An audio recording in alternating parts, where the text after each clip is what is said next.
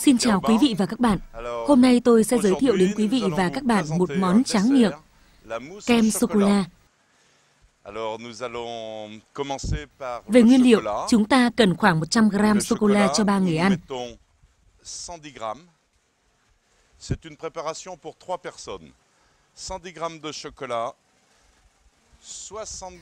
g bơ,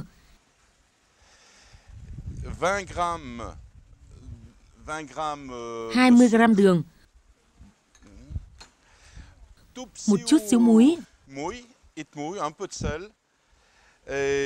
và 3 quả trứng gà.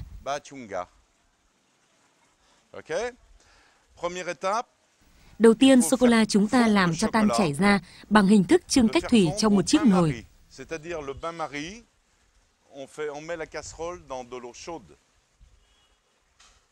Comme ceci, et Yann va faire fondre le chocolat. Trong khi sô-cô-la được chưng cách thủy, chúng ta sẽ chuẩn bị trứng. 3 quả trứng, các bạn hãy tách phần lòng trắng và lòng đỏ ra riêng. Để chuẩn bị cho món này, có một cách rất hay. Vì thời tiết mùa này ở đây rất nóng, nên chúng ta sẽ dùng một cái tô lớn đựng đá đập vụn để ở dưới và một cái tô bằng inox để ở trên. Và chúng ta bỏ lòng trắng vào tô inox. Thêm một chút muối. Và chúng ta sẽ dùng máy đánh trứng để đánh bông lòng trắng trứng lên. Các bạn thân mến, nếu lòng trắng trứng không đủ lạnh thì nó không thể dậy lên và trở thành bông tuyết như chúng ta cần được. Trong khi đánh bông lòng trắng trứng, chúng ta qua bước tiếp theo.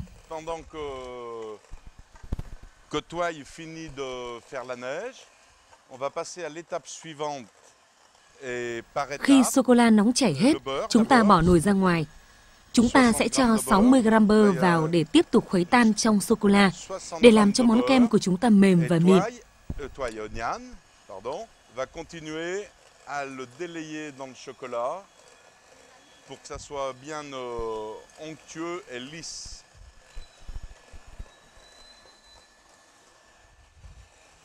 Bạn nhớ khi lòng trắng trứng sắp được, chúng ta cho 20 g đường vào đánh tiếp.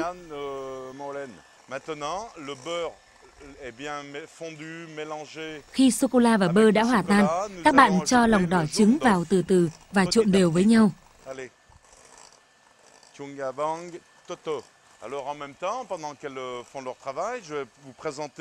Các bạn thân mến, món kem sô-cô-la dùng với rượu sâm banh rất ngon. Loại rượu này có thể dùng cho món khai vị và cho cả món tráng miệng. Ngày xưa theo truyền thống thì chỉ dùng cho tráng miệng, nhưng ngày nay người ta có thể dùng cho khai vị. Autrefois, la tradition, c'est avec le dessert, mais plus le temps passe et plus ça se boit pour la bienvenue, pour l'apéritif. Voilà, Và khi lòng trắng trứng của chúng ta đã thành bông, thì các bạn dừng lại. Cho khoảng 30% vào trong hỗn hợp sô-cô-la, bơ và lòng đỏ trứng trộn đều. On va incorporer 30% de la neige dans le chocolat en mélangeant. Allez, ba mouille pham tiam et tu mélanges. Non, faut que... Tại sao chúng ta chỉ cho một ít vào? Vì làm như thế thì các thành phần sẽ trộn đều từ từ và dễ quyện vào nhau. Pourquoi on met un peu seulement au départ? C'est pour que ça soit bien homogène au niveau du mélange du chocolat. Non, non. Maintenant, on va incorporer et le faire ici.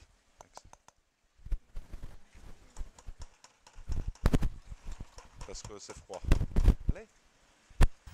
Còn bây giờ chúng ta có thể bỏ tất cả vào và đánh đều lên thêm một tí nữa. C'est automatique.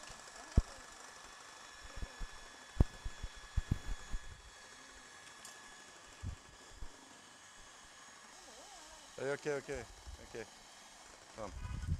Allez, tu mélanges bien. Non, mais donne ton mouvement. Voilà, ok.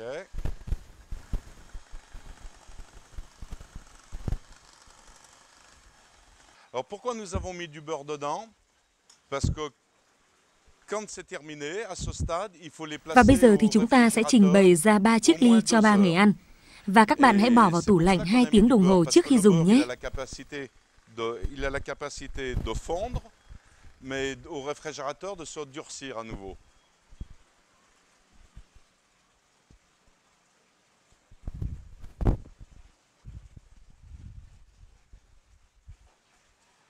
Voilà. C'est un peu dur parce qu'il fait très chaud.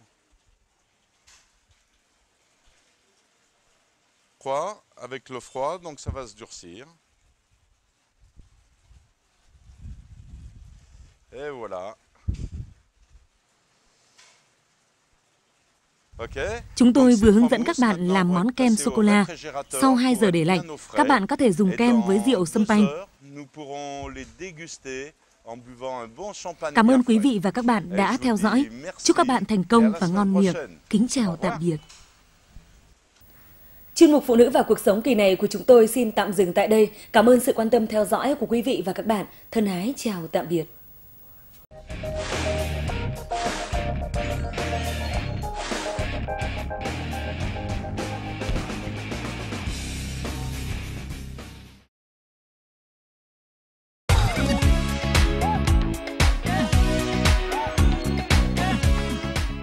Bonjour les amis. Xin chào quý vị và các bạn. Hôm nay chúng tôi sẽ giới thiệu đến quý vị và các bạn một món ăn điển hình của người Pháp, đó là món ốp lết kiểu dân dã. Đây là một món ăn quen thuộc, đơn giản, dễ chế biến và đặc biệt các bạn có thể thay đổi nguyên liệu của nó nếu bạn thích. Nếu bạn thích nấm, các bạn có thể cho nấm. Nếu các bạn thích cà chua, các bạn cho cà chua. Nếu các bạn thích phô mai, các bạn có thể cho phô mai. Món ốp lết là món các bạn có thể tự do sáng tạo.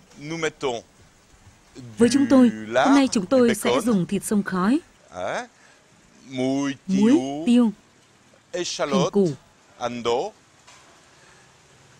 khoai tây, nấm, bơ, cà chua, dầu và tất nhiên là phải có trứng. Một người ăn chúng ta cho khoảng 3 quả trứng, cả lòng đỏ và lòng trắng. Alors c'est pour une personne et on met 3 œufs parce que dans notre restaurant on a tendance à mettre beaucoup. Parce que dans l'omelette, dans l'œuf il y a le jaune, le blanc. Không bắt buộc nhưng các bạn có thể cho một ít kem tươi vào để cho món ốp lết của chúng ta không bị khô. Pour que ça soit plus moelleux, moins sec. Tout petit ou. Hop.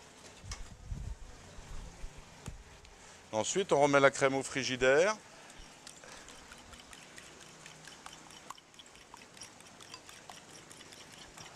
Ok, on laisse comme ça. Alors, on va déjà mettre le beurre dans la poêle. Đầu tiên, chúng ta cho một ít bơ vào chảo. Trong ẩm thực của người Pháp, chúng tôi sử dụng rất nhiều bơ. C'est pour ça qu'on est tous gros. Voilà. Alors je vous laisse faire, allez-y, continuez. Donc en même temps, nous sommes en train de continuer. En même temps, là, nous sommes en train de faire frire les pommes de terre. Trong lúc đó, chúng ta sẽ chiên khoai tây. Khoai tây chiên, on fait frire les pommes de terre. Le beurre fond doucement. Okay, on peut mettre un petit peu de tomate. Bơ lúc này đã tan chảy hết. Các bạn cho hành củ, một ít cà chua cắt nhỏ vào, xào cho chín.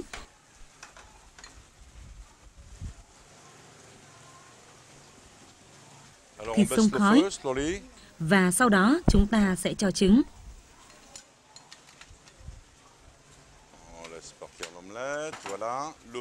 Các bạn nhớ giảm lửa, cho lửa thật nhỏ để không bị cháy.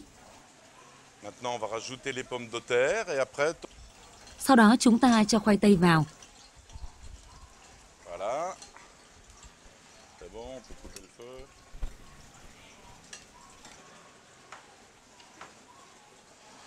Cho một ít muối, một ít tiêu. Et on retourne.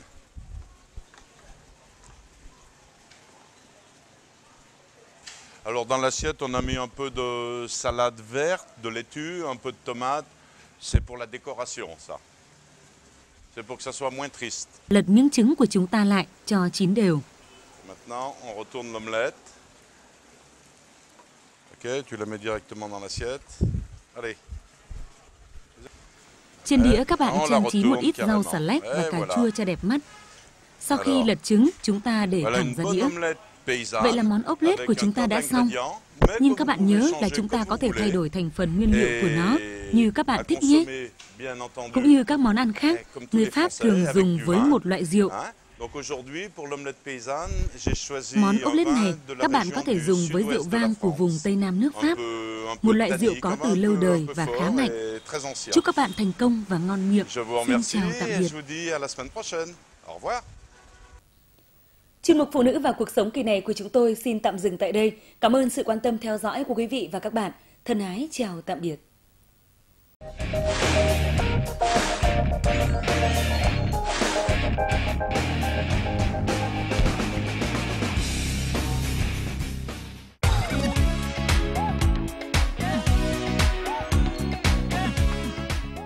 Bonjour les amis, aujourd'hui nous allons vous présenter un nouveau plat à partir de poulet, de jambon, de panelure qui s'appelle le cordon bleu de poulet. Alors le cordon bleu de poulet, nous utilisons le filet du poulet, hugga,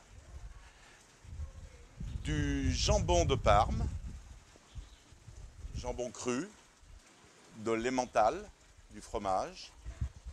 Et nous allons l'accompagner avec des pommes de terre sautées et puis de la panelure bot banh mi.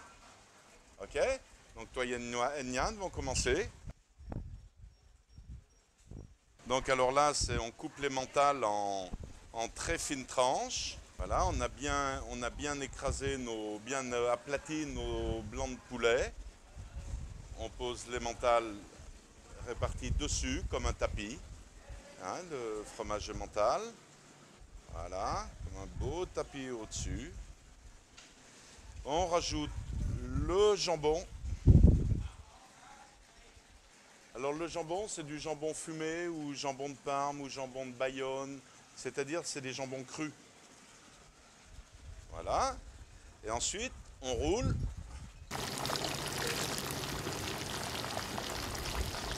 Maintenant, on rajoute dessus un jaune d'œuf. Hein? Alors le jaune d'œuf, ça fait office de colle en fait. Hein, le jaune d'œuf, on va le mettre bien tout autour. Et ensuite, on va répartir la panelure.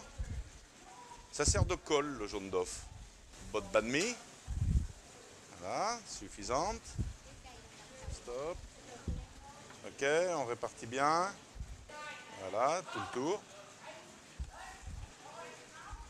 Et la panelure, c'est fait avec le pain, c'est la croûte du pain. La croûte du pain, quand vous avez du pain, vous ne le jetez pas, vous gardez, vous faites ça, c'est pour récupérer. Alors on tourne bien, et hop, on fait frire dans l'huile. Donc les lardons, le bacon, c'est pour les pommes de terre sautées. Hein, puisqu'on mélange les pommes de terre sautées avec le lardon et un peu de persil.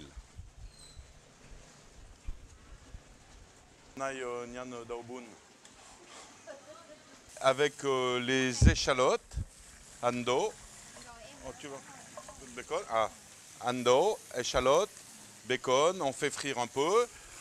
On a réservé de côté les pommes de terre que l'on a fait frire, hein, quataitin, side, on les met, j'y vais, et on les mélange avec le bacon et les pommes de terre, et on va rajouter comme toujours, mouille-tiou, tout petit tiou, un petit peu mouille, tout petit et le persil. Et on mélange bien, ok. Et, non, attends une minute. On va remettre les pommes de terre comme ça. Oui, vas-y, on prend le... Voilà. Alors, on retire après la cuisson, là quand c'est bien doré, bien jaune, on retire le cordon bleu. Et pour le présenter, on va le trancher. Et, il me faudrait une casserole pour faire la sauce. Non, mais tu l'as modé also. Dis Bep. Dis Bep, il y a un accident. Une casserole pour la sauce. Il m'a mis une petite casserole pour la sauce. Également, on prépare une petite sauce avec. Alors la sauce est à base de poulet également. C'est-à-dire c'est un bouillon qu'on obtient avec les os, le squelette du poulet qu'on fait bouillir et où dedans on rajoute du sel, du poivre, des épices. On peut mettre un peu de poireau pour parfumer, une petite goutte de vin blanc, du thym, des épices qui parfument. Ce bouillon, on l'a déjà préparé avant, on le met de côté et au moment de servir, on le fait réduire sur le feu. On le fait réduire sur le feu, hein, que ce soit bien chaud, de réduire, hein, de s'évaporer, de se réduire. En attendant, on va mettre l'accompagnement à côté. Kemoun, non, kemoun. Alors mon bouillon de poulet se réduit, hein, qu'il devienne un peu brun, tranquille. Je brunisse un peu. Voilà. Voilà. Une fois qu'il a bien réduit, on coupe le feu. On s'approche et on en met juste dessus la viande. Tout le long comme ça. Pour que ça soit pas trop sec. Comme ça. Ok. On en met un peu dans le fond de l'assiette pour masquer. Voici notre cordon bleu de poulet accompagné de pommes de terre sautées et que je vous conseille de boire avec un pinot noir, cépage pinot noir. En l'occurrence, aujourd'hui, j'ai choisi Alan Scott, qui est un vin de Nouvelle-Zélande. Je vous souhaite un bon appétit à la maison et je vous dis à la semaine prochaine. Au revoir, à bientôt.